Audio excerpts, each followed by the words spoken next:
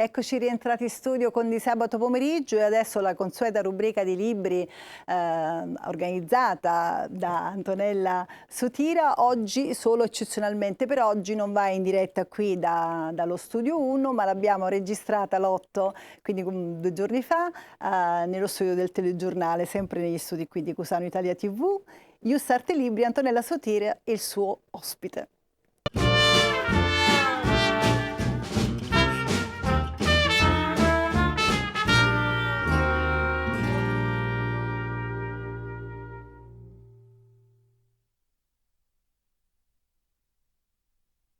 Buon pomeriggio e ben trovati al nostro ponte di libri fra uomini e terre di valore.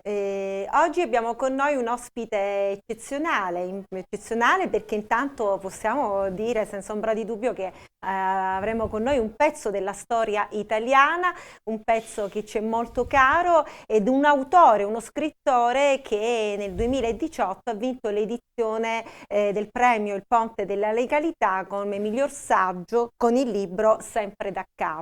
Abbiamo con noi il presidente Fausto Bertinotti. Ben trovato Fausto.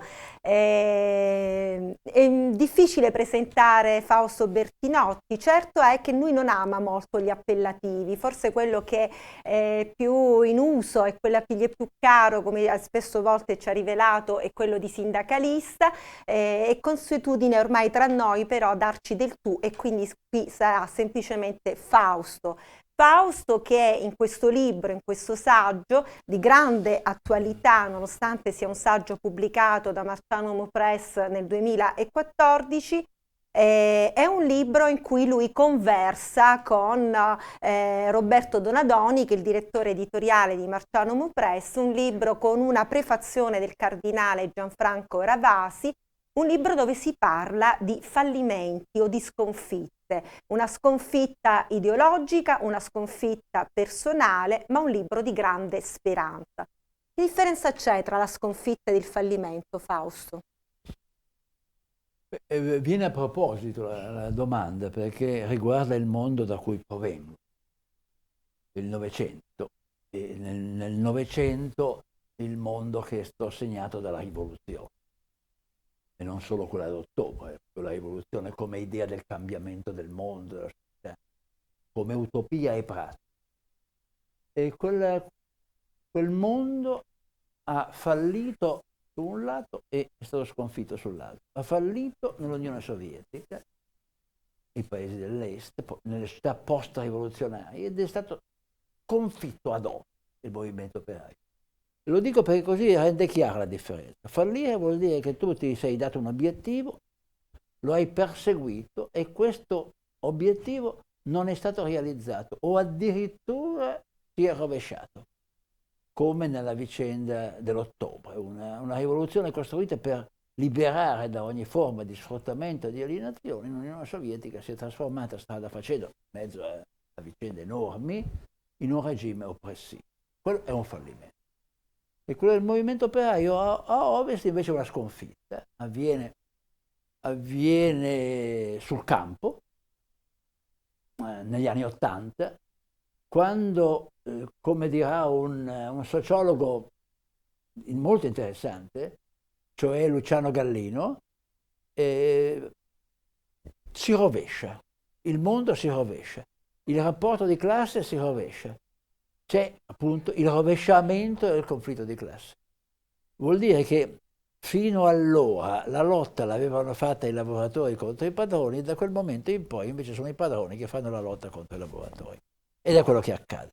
La sconfitta comincia con battaglie campali nella società, i 35 giorni alla Fiat, la lotta dei minatori inglesi, dobbiamo a Ken Loach, la cinematografia su quella drammatica vicenda, i conduttori di voto negli Stati Uniti d'America.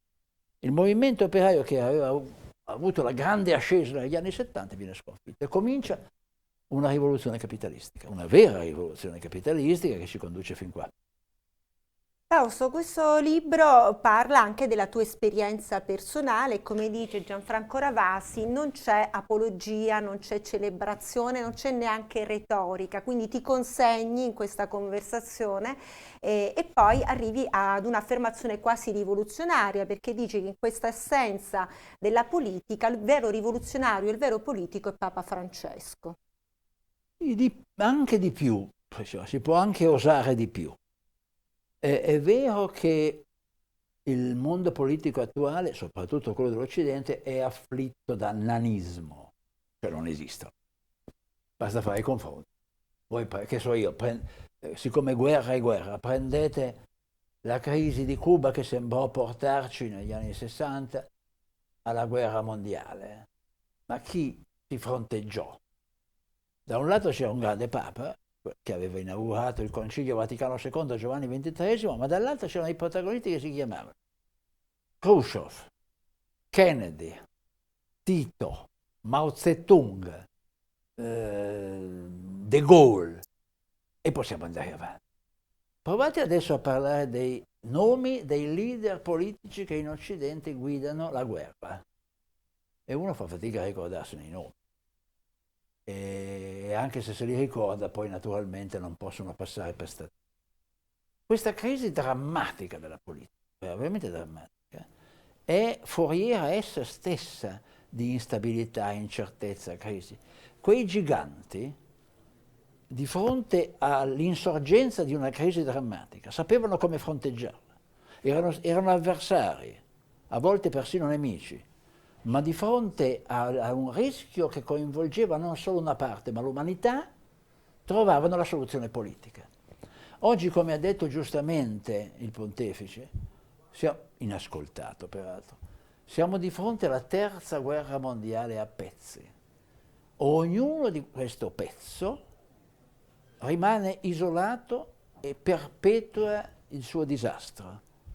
L'aggressione della Russia all'Ucraina dà luogo a una guerra che diventa sempre di più incomprensibile, in cui il cinismo di chi dirige le parti parla di vittoria, essendo impossibile non sapere che in queste guerre non c'è la vittoria. O c'è il disastro o c'è il compromesso e l'accordo. E adesso siamo addirittura nella terra che ci ha generati, attorno a Gerusalemme, un conflitto non tra due popoli, ma tra uno Stato e un fenomeno terroristico. Uno Stato che peraltro usa tutti gli strumenti della guerra e della distruzione in termini tali che esso stesso qualche volta può essere chiamato terrorista.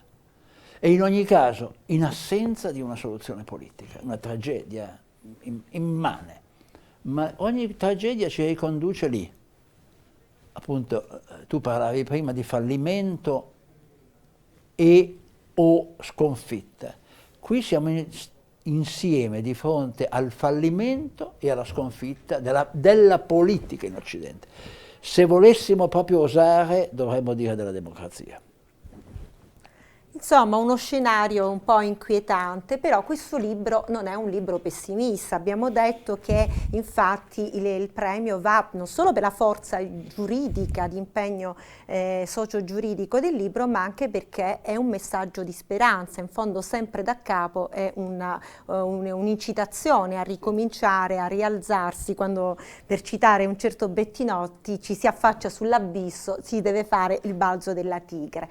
Ma in questo libro tu scandalizzi molti, perché non so, tu sei un laico, un ateo che parla con un sacerdote che cita San Paolo, che conosce bene i Vangeli e che quindi proponi anche quasi una forma di alleanza tra due culture, il liberalismo e il cattolicesimo.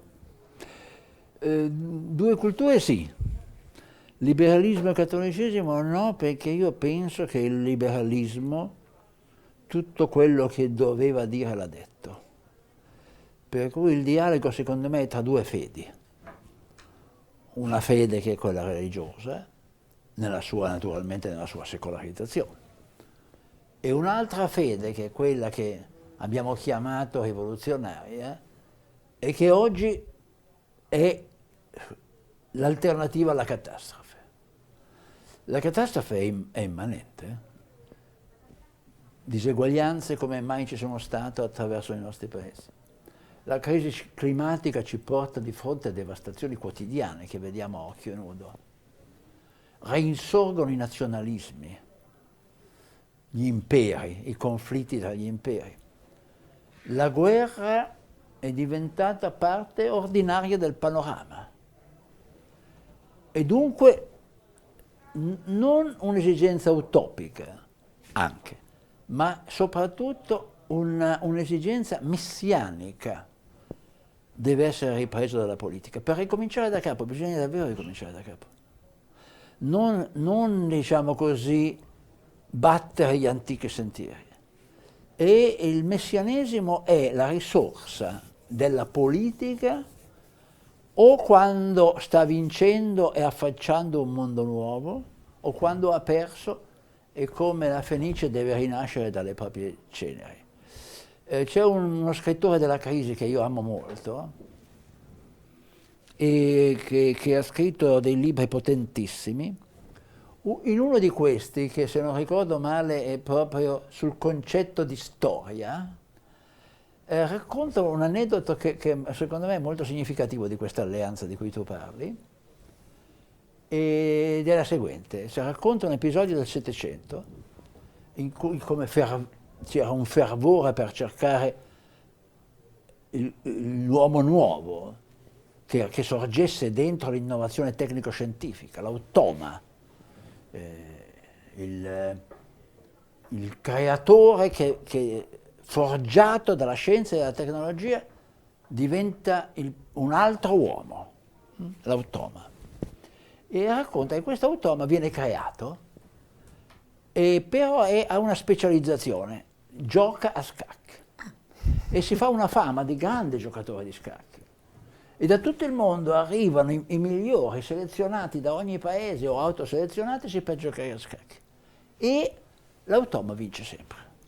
Questa fama si consolida, i match diventano sempre più popolari e si fa strada l'idea che per la prima volta nella storia l'uomo perde perché vince l'automa.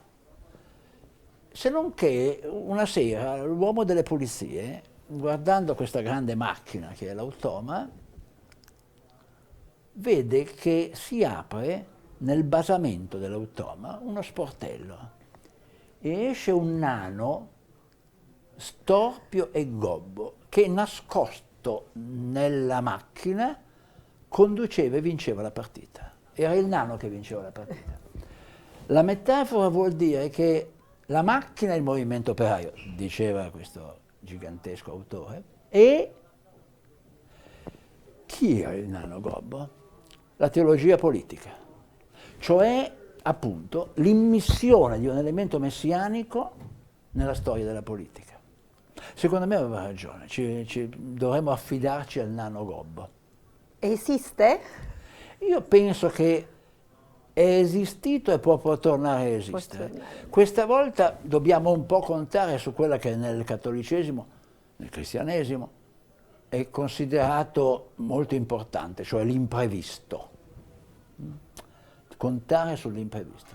E per contare sull'imprevisto ci vuole la fede. Noi al momento invece siamo tenuti a collaborare con l'Inevitabile, perché un altro libro che abbiamo molto amato noi giuristi di Usarte Libri e che abbiamo presentato proprio pochi giorni prima della chiusura del 2020 insieme a te, è Colpita al cuore, il fallimento dell'articolo 1 della nostra Costituzione. Lì pure c'è un altro tipo di fallimento. Dove abbiamo sbagliato? Che cosa è cambiato rispetto a quando la Costituzione è stata approvata, in cui i nostri padri ritenevano che la dignità dell'uomo fosse fondata sul lavoro? Io penso che per i padri costituenti vada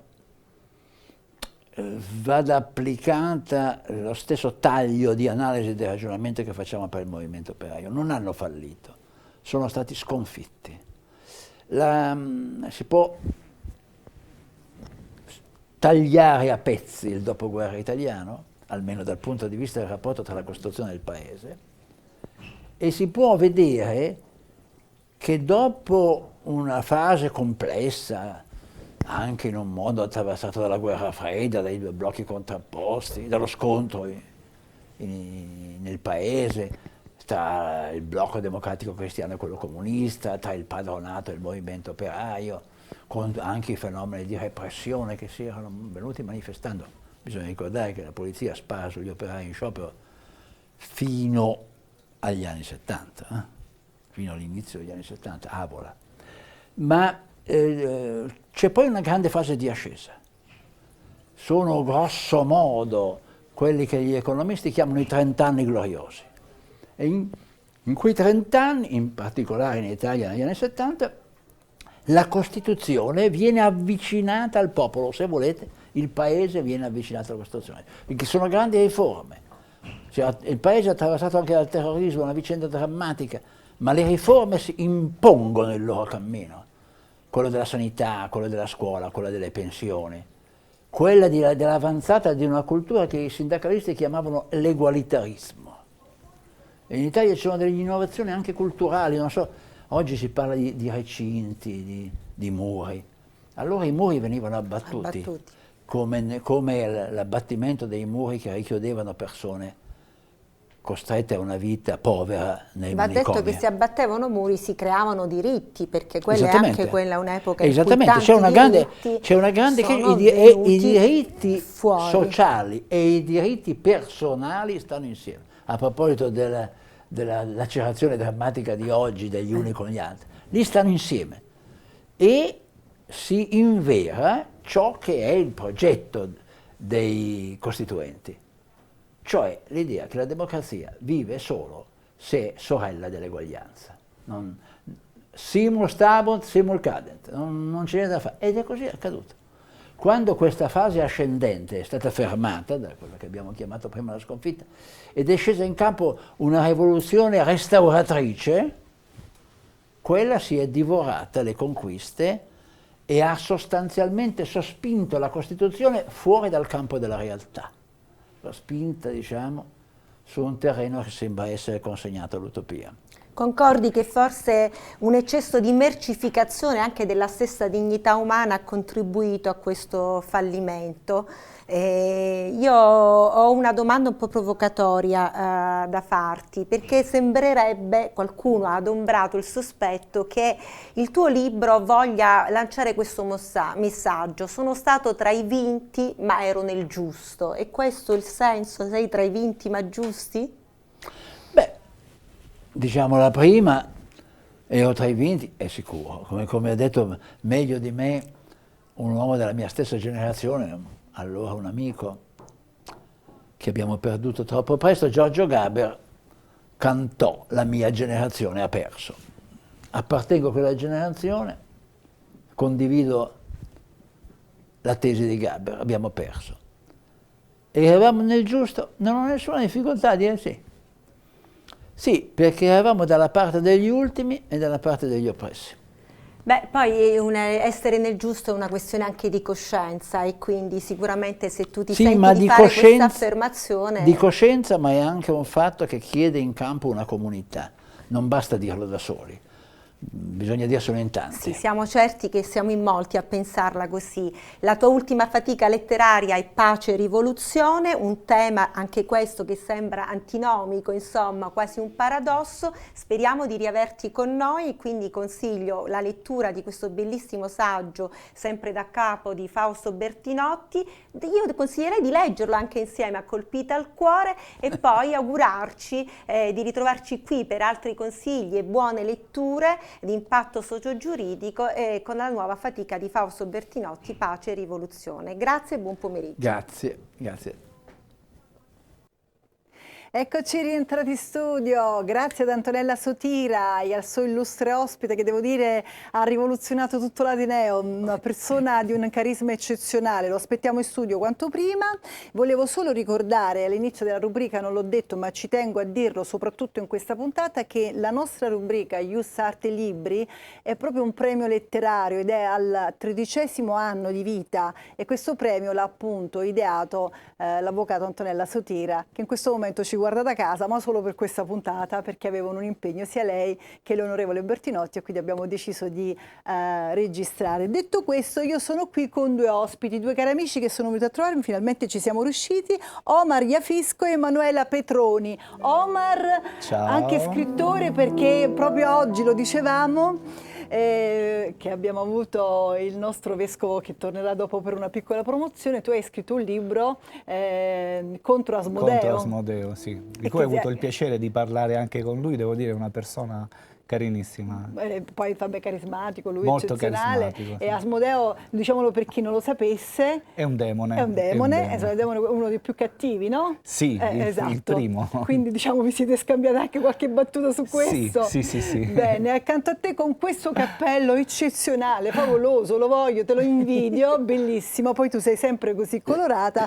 Lei è Emanuela Petroni ed è una regista. E attrice anche comica. Attrice, perché comica? Beh, ho fatto tante cose comiche in teatro, quindi nasco proprio come attrice comica. E poi ogni tanto qualche cosa di brillante anche a Però livello... ti piace da questa definizione Sì. attrice comica? Sì, mi rappresenta molto. Ti senti rappresentata? Sì. Voi siete qui oggi, però finalmente, ripeto, ci siamo riusciti perché da un po', siccome non abbiamo fatto questi pomeriggi, siamo abbastanza organizzati in rubriche, come dire, un po' imbalsamati, però l'ho fatto anche per evitare poi a volte di fare troppa confusione e non capirsi, e oggi invece abbiamo trovato uno spazietto per presentare il vostro progetto, che è un progetto importante.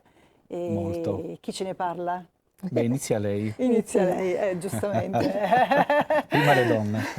Poi lei sempre con le telecamere, anche lei devo dire, no? Va A rubriche intervistare. sue, insomma, andatela a vedere sui social, è una persona molto attiva. Grazie, io ringrazio davvero per questa ospitata importante, perché anch'io ti stimo, una grande ammirazione nei tuoi confronti da Grazie. molto tempo, e quindi era bello avere un bel confronto e diciamo testimoniare quello che stiamo portando avanti con la produzione CIA The News, a Rieti in particolar modo, una serie televisiva che andrà sia sul appunto digitale terrestre in prima serata in un canale molto importante, ma ancora non possiamo dire dove. Ma Ecco, anche io in pensavo, non lo piattaforma. dico perché sai, tra televisioni invece non lo possiamo non lo dire. possiamo ancora dire. Ah, ok, ve l'hanno messo da contratto. Sì, Ah, ok. e anche Esatto. in piattaforma, quindi una cosa importante anche lì.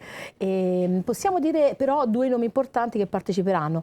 Ci sono 10 attori famosissimi, ma quelli di cui possiamo parlare al momento sono Andrea Roncato ed Enzo Salvi. Sì. Infatti me li ero segnati perché il progetto è molto importante, ampio, lungo e esteso, ma era talmente tanta roba che ho dovuto fare un piccolo riassunto, e di loro due, ma c'è anche Adriana Russo. Sì, anche Adriana Russo. Nominiamo una cara amica. Bravissima Speriamo di averla persona, presto qui. veramente. E poi vabbè, ce ne saranno tantissimi, ma pian piano andremo a spoilerare, come si vuol dire.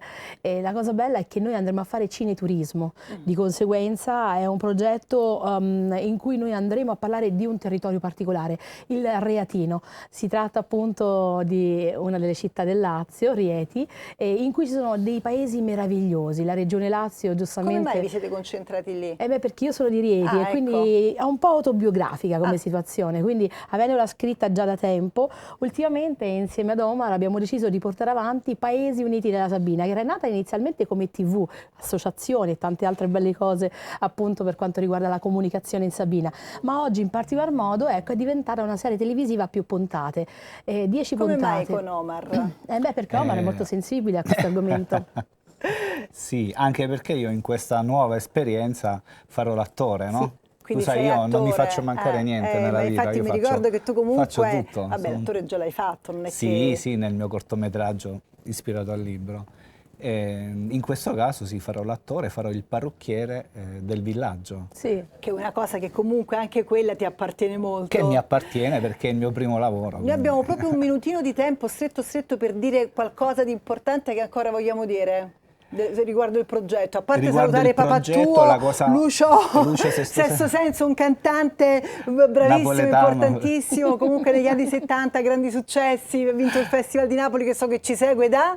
Da Foggia. Da Foggia. Sì. Oltre a dire quello, un'ultima cosa per farci che seguire? ci teniamo molto è che parteciperanno anche i ragazzi autistici, Sì. e quindi diamo spazio a tutte le persone Quindi anche di esprimersi. sociale, sì. Molto Un progetto sociale, un sociale. progetto molto sociale. Sì. Parleremo di ambiente e animali per la salvaguardia appunto di un po' tutto quello che riguarda gli esseri che hanno più bisogno di affetto. E... Ottimo, io spero nell'arco di... Altri due però li Sì, possiamo dire, certo. Antonio Razzi, l'ex senatore, che so e che Luca pure è Galtieri di casa Striscia qui. la Notizia, quindi È di casa. faranno parte Io della vi serie. ringrazio, vediamo se fino a giugno troviamo un altro spazio per farvi tornare e per parlare ancora di questo progetto che mi sembra Con molto molto bello e piacere. importante, anche come dire, autobiografico, e quindi interessantissimo sotto questo punto di vista. Io vi lascio solo per un secondo e torniamo subito dopo la pubblicità con la fase finale di Io canto per, e anche con Luis Michel e con il mio caro amico Pietro Vanessi. A tra pochissimo.